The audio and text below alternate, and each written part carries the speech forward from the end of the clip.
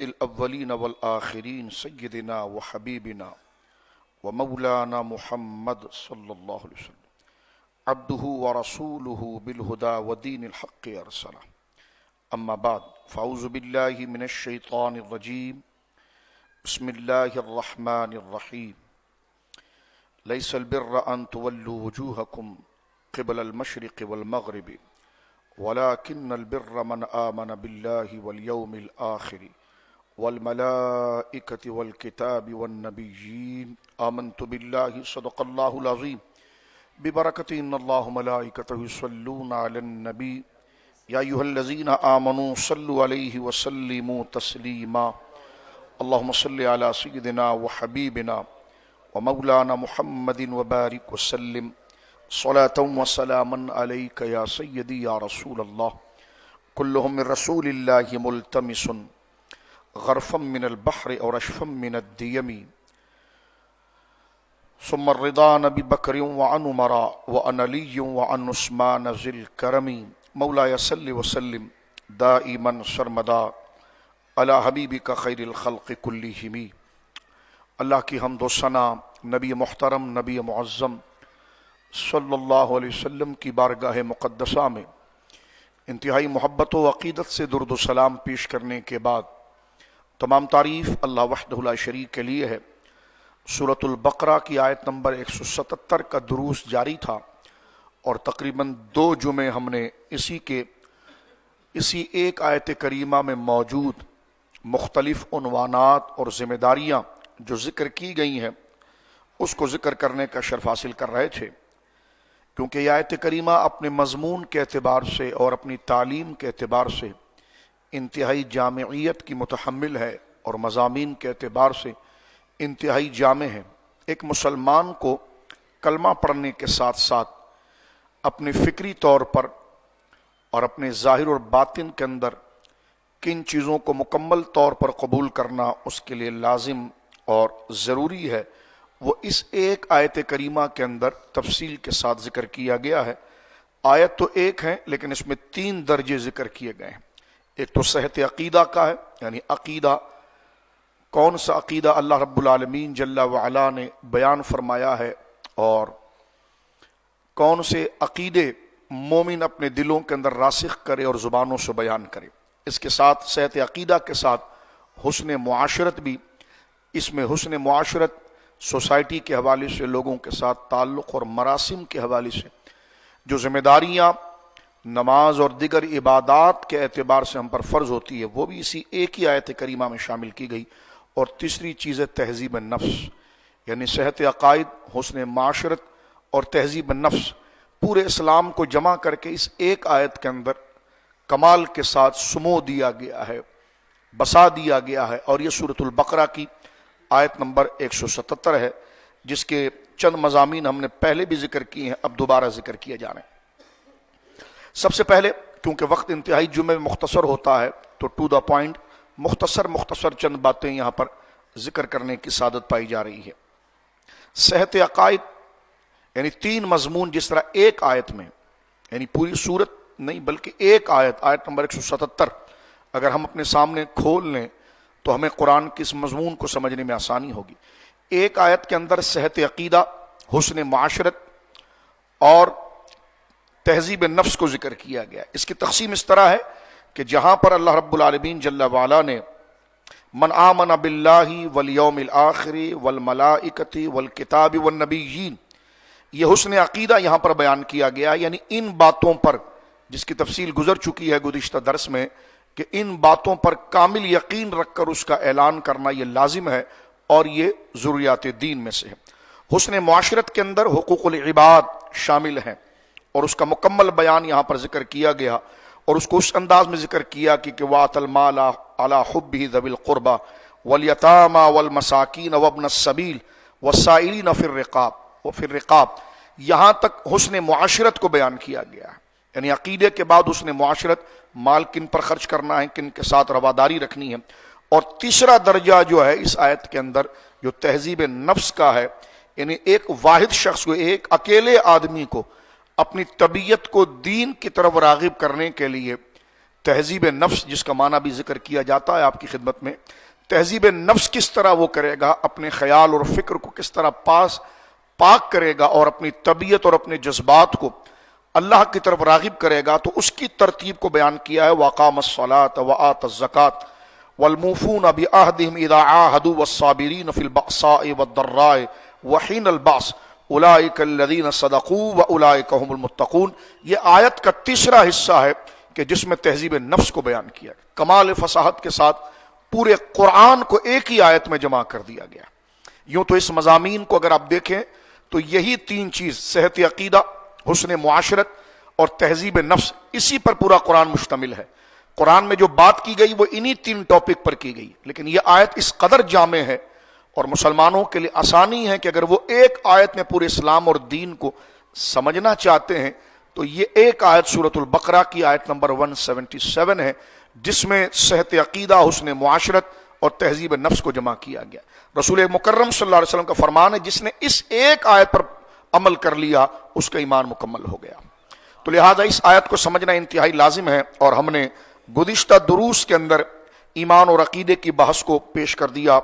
اقام الصلاۃ، نماز پڑھو نہیں، نماز قائم کرو، اس کی ایک تفصیل ذکر کر دی گئی، اور یہ ذکر کیا گیا کہ والموفون بعہدہم اذا عاہدوا، لوگوں کے ساتھ کی جانے والی ڈیلنگ اور معاملات اور جو عہد ہے اس کو تم پورا کرو۔ اس کی تفصیل کچھ ہم نے گزشتہ درس کے اندر ذکر کی ہے، اور یہی آج بھی ہمارا تہذیب نفس کے حوالے سے موضوع ہے۔ حسن معاشرت پر ہم گفتگو کر چکے ہیں، صحت عقیدہ پر گفتگو کر چکے ہیں، اور آج ہمارا موضوع ہے تہذیب نفس۔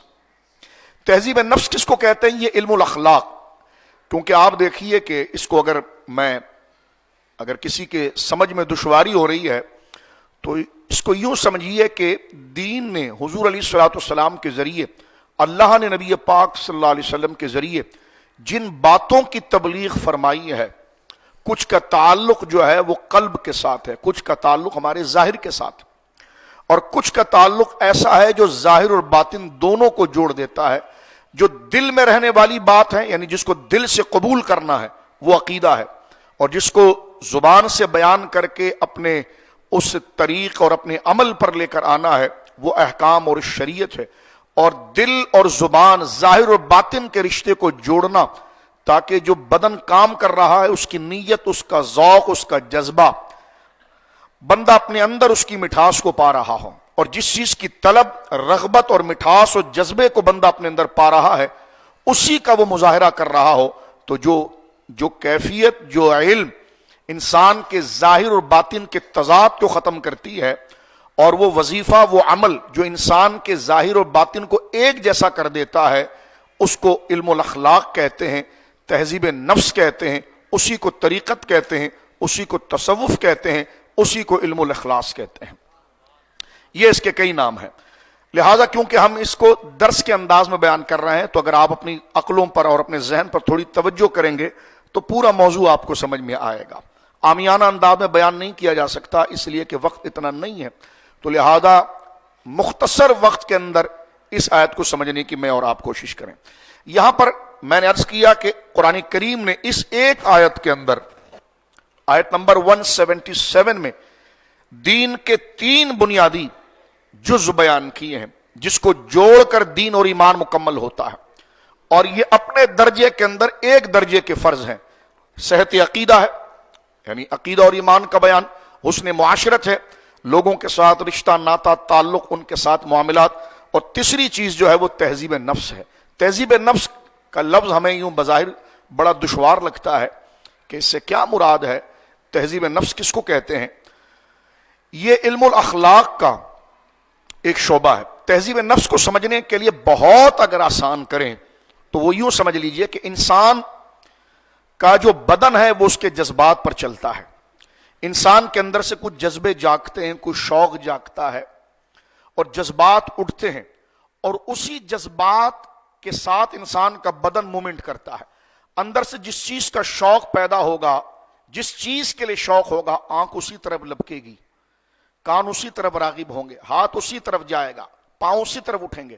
گویا یوں سمجھ لیجئے کہ جذبات جو ہے وہ انسانی بدن کا اسٹیئرنگ ہے، یا یوں سمجھ لیجیے کہ جذبات جو ہے وہ انسانی بدن کا ڈرائیور ہے، وہ جہاں چاہتا ہے انسانی بدن کو موو کرتا ہے۔ تو ہماری آنکھیں، ہمارے کان، ہماری زبان، ہمارا ہاتھ، ہمارا چلنا پھرنا، یہ تو بات کی چیزیں، لیکن اس کو چلاتے پھراتے ہمارے پیچھے کے جذبات ہیں۔ اندر سے جس چیز کا شوق پیدا ہوگا انسان اسی طرف راغب ہو جائے گا۔ اب یہ جذبات دو قسم کے ہیں، ایک مثبت جذبات ہے جس کو ایک اعتبار سے مثبت بھی کہا جاتا ہے، مثبت جذبات یعنی نیکی کے جذبات۔ جب نیکی کا جذبہ اندر سے جاگے گا تو آنکھ اسی چیز کو دیکھے گی، کان اسی طریقے کو سنے گا۔ یہ تو آگے ٹولز ہیں اور آلات ہیں، ان کو جو چیز چلاتی ہے وہ جذبات ہیں۔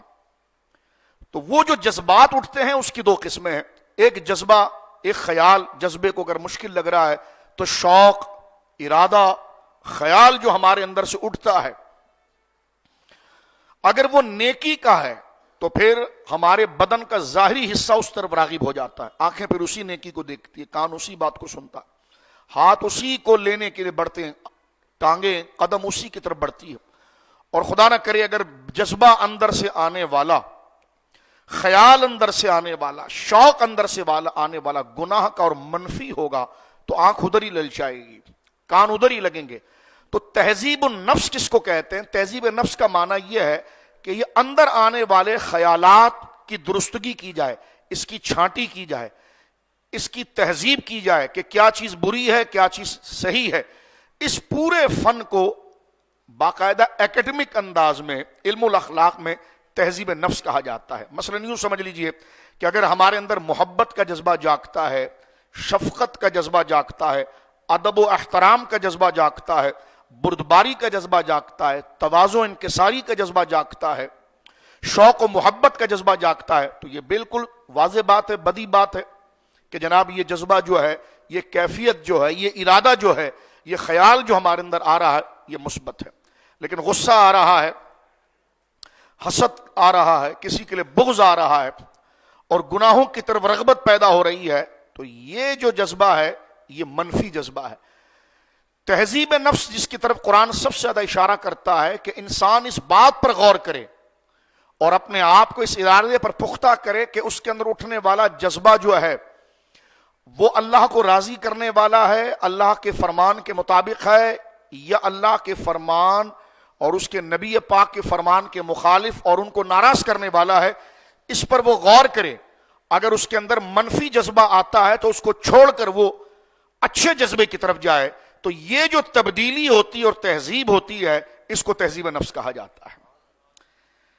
لیکن اس سے پہلے نفسیاتی طور پر تہذیب نفس سے، یہی طریقت کا موضوع ہے، پیر کا کام یہی ہوتا ہے، پیر کا کام تعویذ دینا نہیں ہوتا ہے، پیر کا کام ہی تہذیب نفس ہوتا ہے کہ وہ مرید کی تہذیب نفس کرے، اس کے اندر آنے والے برے رجحانات کی ایسی تربیت کرے کہ برے رجحانات پس پڑ جائیں اور وہ خیر و نیکی کی طرف بڑھ پڑے۔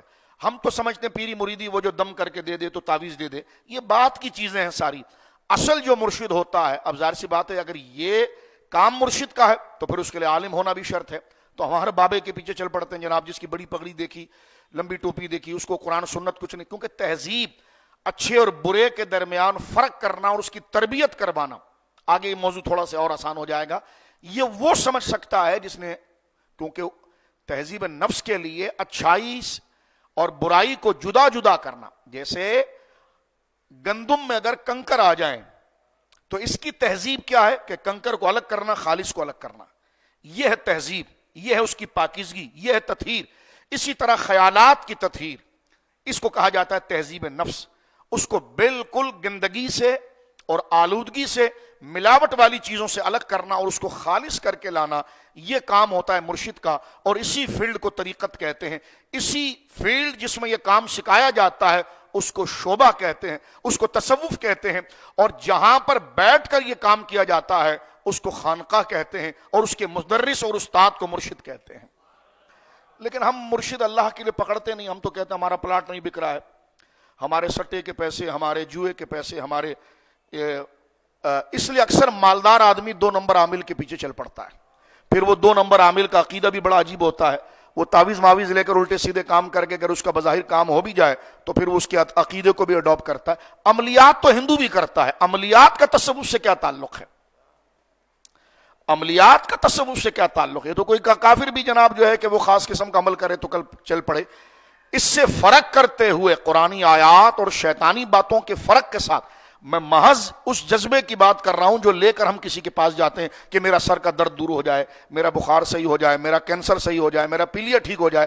اگر وہ قرآنی آیات سے کر رہا ہے تو وہ تو تحسین ہے، لیکن ہم کب یہ فرق دیکھتے ہیں؟ ہم تو کہتے ہیں بس ہمارا بھلا ہو جائے. تو یہ کام تو کوئی ہندو بھی کر سکتا ہے.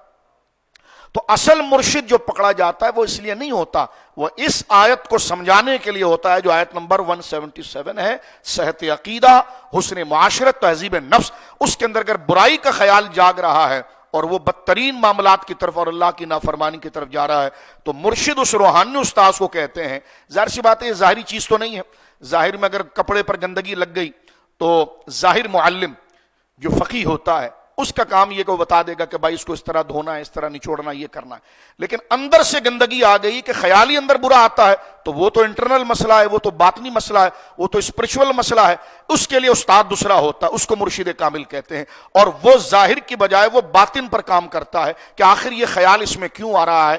ایک فیکٹری صحیح چل رہی ہے، پروڈکٹ صحیح دے رہی تھی، اب مال خراب کرنے لگ گئی ہے تو فیکٹری کو آگ نہیں لگائی جاتی بلکہ اس کے اندر کے سسٹم کو چیک کیا جاتا ہے کہ کہاں سے خراب ہو رہی ہے جو مال خراب آ رہا ہے. تو مرشد کامل وہ ہوتا ہے جو مرید کی فکر اور ارادے اور اس کی پوری ہسٹری کو جانتا ہے اور اس کے بعد قرآن و سنت کے دیے ہوئے وہ ٹپس، وہ معاملات جو انسان کو اللہ نے بنا کر دیے کہ اس کو یوں کرو گے تو یوں ہوگا، یوں کرو گے تو یوں ہوگا، اس پر پوری محنت کرتا ہے مرشد. اور مرید کو اس پورے فارمولے اور اسی پورے جدول اور اس پورے سبق اور نصاب کا پابند کرتا ہے. تو آہستہ آہستہ گاڑی ٹریک پر آ جاتی ہے اور اس کے اندر اتنی جرت اور بردباری پیدا ہو جاتی ہے کہ دنیا کی خرافات سے اس کا دل بیزار ہوتا ہے اور آخرت کی طرف راغب ہوتا ہے.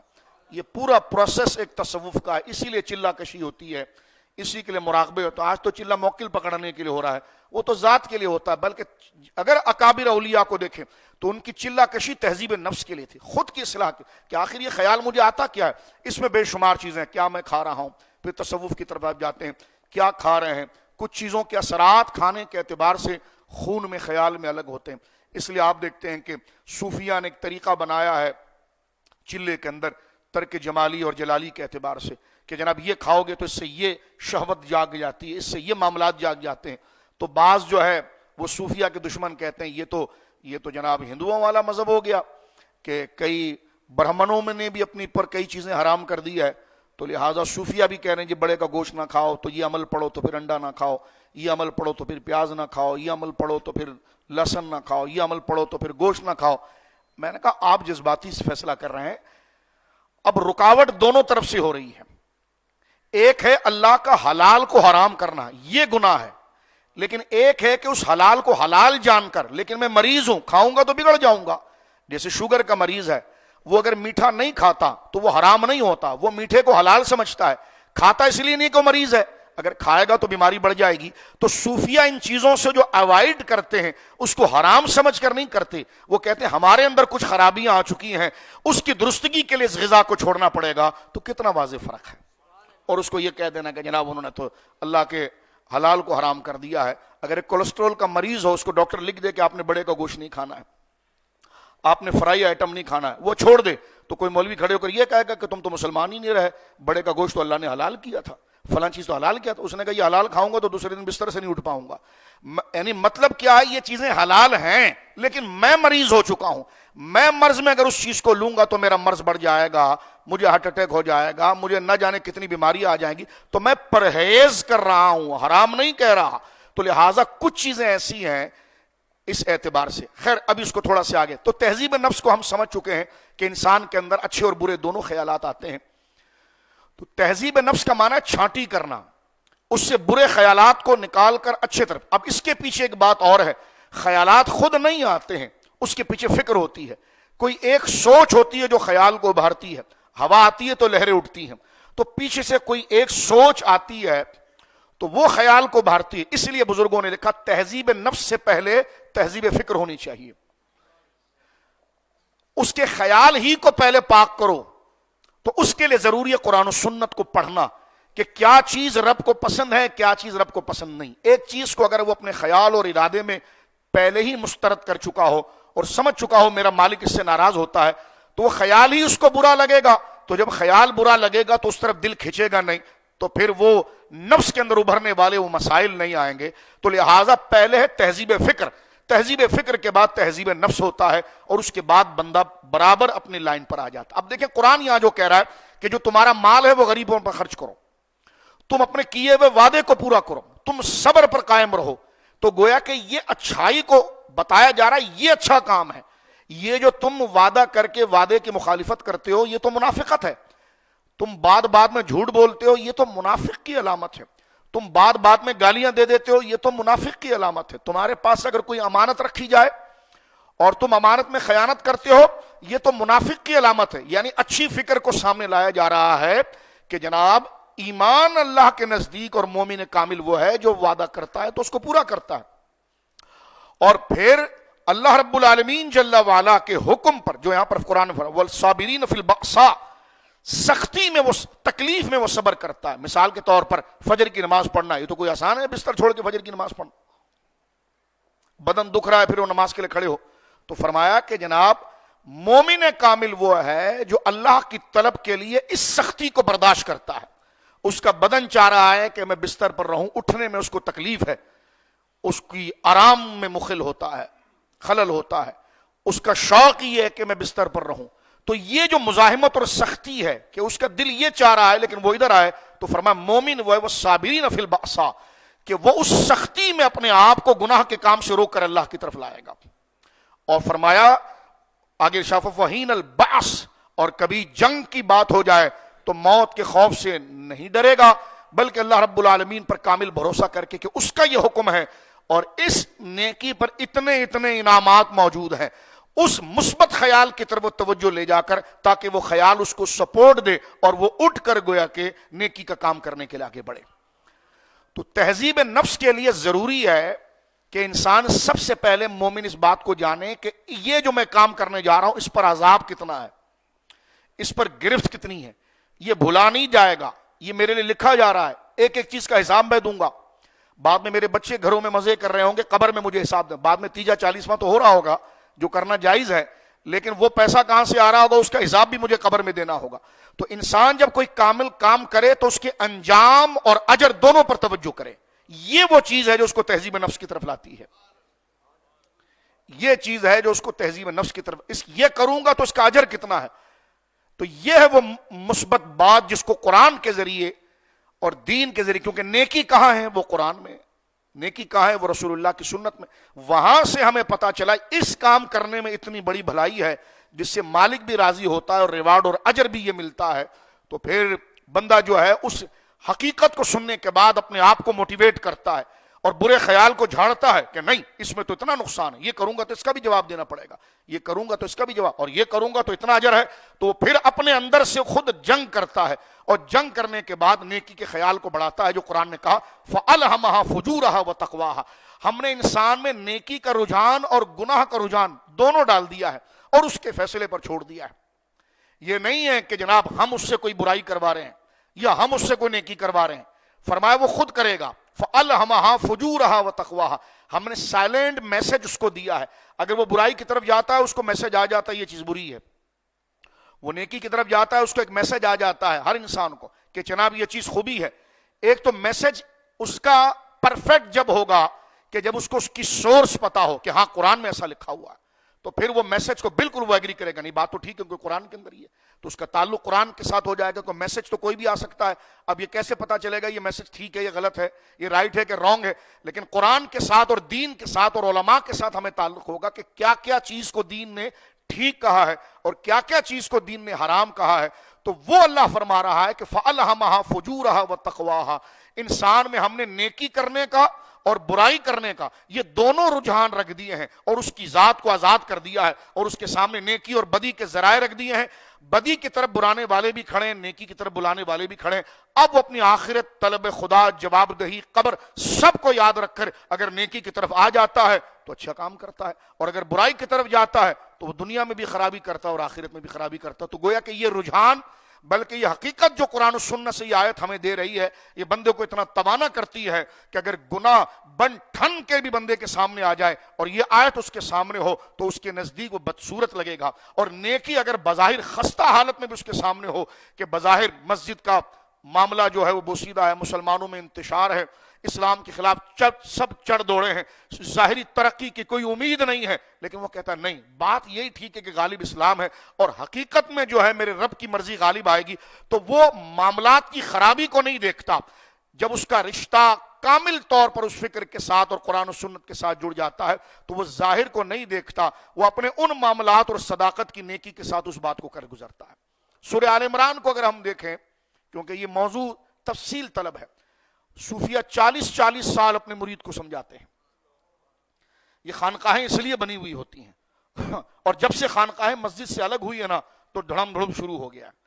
خانقاہیں مسجد ہوتی ہیں، جب مسجد سے خانقاہیں دور ہو گئے نا، وہ بڑے بڑے ڈیفینس میں جو 5000 گز کا بنگلہ ہے، تو پھر اس میں ڈھول بھی آ گیا، تو تاشا بھی آ گیا، تو نماز بھی گئی، اور جب تک مسجد ہی اصل خانقاہ رہی تو پھر نماز بھی رہی، قرآن بھی رہا، سنت بھی رہا۔ غوث پاک سے لے کر سارے صوفیاء کو دیکھیں، انہوں نے الگ سے کوئی گھر خرید کے خانقاہ نہیں بنائی، ان کی خانقاہیں مسجد ہوتی تھی، کیونکہ مسجد سے وابستہ رہیں گے تو دین مکمل یاد رہے گا، اور اسی دین کو اندر اتارنے کا نام جو ہے وہ طریقت ہے، لیکن شوق کے ساتھ اتارنے کا نام طریقت۔ ایک جملہ میں یہاں پر آخر میں عرض کرنا چاہتا ہوں، وہ یہ ہے، سورہ آل عمران سے ہمیں یہ بات قرآن کے مطالعے سے مزید سمجھ میں آتی ہے کہ سورہ آل عمران کی ابتدائی آیات کو اگر آپ دیکھیں گے تو یہ مضمون آپ کے سامنے واضح ہو جائے گا، اور بات بالکل واضح طور پر سمجھ میں آئے گی کہ کچھ لوگ نبی پاک صلی اللہ علیہ وسلم کے ساتھ غزوہ احد میں نکل پڑے اور 300 آدمی بھاگ گئے آدھے راستے سے۔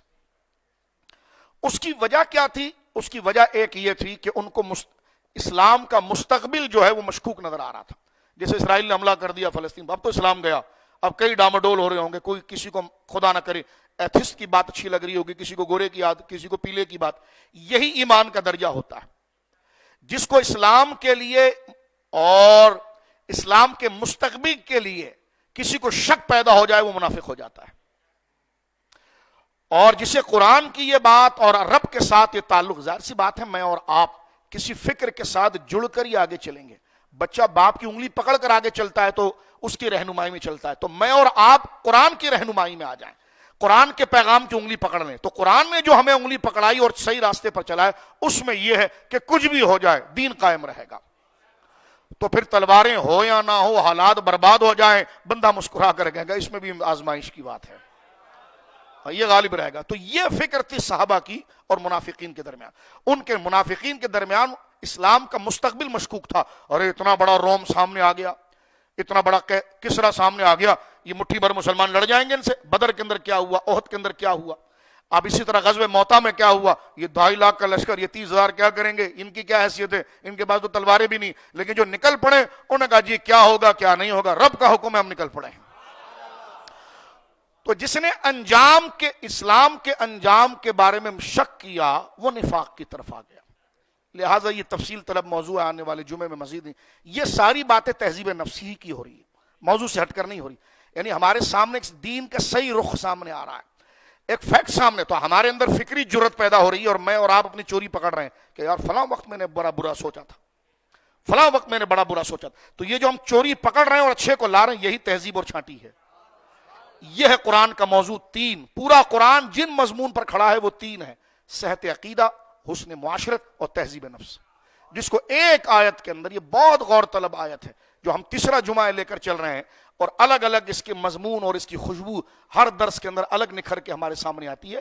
یہ ایک آیت ہے، صورتیں ایک صورت کے اندر 100 تو 200 150 250 اور 50 60 ایسی آیتیں ہوتی۔ میں صورت کی بات نہیں کر رہا، آپ سمجھ نہیں، میں کہہ رہا ہوں سورہ بقرہ کی ایک آیت، آیت 177، اس میں پورے قرآن کو جمع کیا گیا، اور یہ تینوں مضمون یہاں پر آ گئے ہیں۔ بات کو میں یہاں ختم کر دیتا ہوں، حضور علیہ الصلوۃ والسلام کی سیرت سے مدد لیتے ہوئے قرآن کریم نے یہاں بات کی ہے جو تہذیب نفس کے لیے اور سوسائٹی کے لیے، فرمایا وَالْمُوفُونَ بِعَهْدِهِمْ إِذَا عَاهَدُوا، اپنے عہد کو پورا کیا کرو، اپنے ایگریمنٹ کو پورا کیا کرو۔ گزشتہ جمعے ہم نے یہ بات آپ کے سامنے کی، اور قرآن نے شروع میں دیکھیں ہماری تہذیب کے لیے، ہماری اصلاح کے لیے، اور ہمیں میچیور اور سنجیدہ بنانے کے لیے ہم بڑے بچکانہ ہوتے ہیں، ہم کوئی ایک نیکی کرتے ہیں نا، سمجھتے ہیں بس یہی سارا دین ہے، اور اس کے ہم پلہ جو کام ہے اس کو چھوڑ رہے ہیں، میں کر رہا ہوں نا، نماز پڑھ رہا ہوں نا، روزہ رکھ رہا ہوں نا، تو اس کے مقابلے میں جو حسن معاشرت ہے، سچ بولنا، حیا کرنا، یہ بھی ایسا ہی فرض ہے جیسے نماز فرض ہے. لیکن میں اور آپ کبوتر کی طرح آنکھیں بند کرتے ہیں. نماز پڑھ لی نا، اب آنکھیں جہاں چاہے بھٹکائیں. روزہ رکھ لیا نا، اب جو چاہے منہ سے گنگنائیں. بھائی حج کر لیا نا، تو اب جو چاہیں سنیں، جس کے پاس جائیں. تو جس طرح عبادات میں یہ عبادات فرض ہے، اسی درجے کا فرض و اخلاقیات. اس لیے ایک آیت، کبھی یہ نہ سمجھے کہ بندہ نماز پڑھ رہا اور جھوٹ بولے اور نماز قبول ہو جائے. نہیں، یہ ایک ہی درجے. یہ بیان میں دو ہے، یہ کاؤنٹنگ میں دو ہے، قبولیت میں ایک ہے. اگر وہ نہیں ہوگا تو یہ نہیں ہوگا، یہ نہیں ہوگا تو وہ نہیں ہوگا. تو یہاں پر قرآن کریم نے بالکل سنجیدہ کر کے ہمیں بتا دیا کہ لیس البر ان تولوا وجوہکم قبل المشرق والمغرب. یہودیوں کی طرح عقیدہ نہ رکھو کہ ایک مشرق کی طرف منہ کرنے کو ساری نیکی سمجھتا تھا اور ایک مغرب کی طرف منہ کرنے کو ساری. اللہ نے فرمایا یہ صرف نیکی نہیں، نیکی ہے، قبلے کی طرف منہ کرنا نیکی نہیں ہے. لیکن اللہ کہہ رہا ہے لیس البر ان تولوا وجوہکم قبل المشرق والمغرب. اس کا معنی علماء نے کہ صرف یہی نیکی نہیں، صرف یہی وفاداری نہیں کہ 5 وقت تم آؤ اور منہ قبلے کی طرف کرو. فرمایا ولکن البر، اسی درجے کا اور کام سے مراد ہے کہ کام ایک ہے.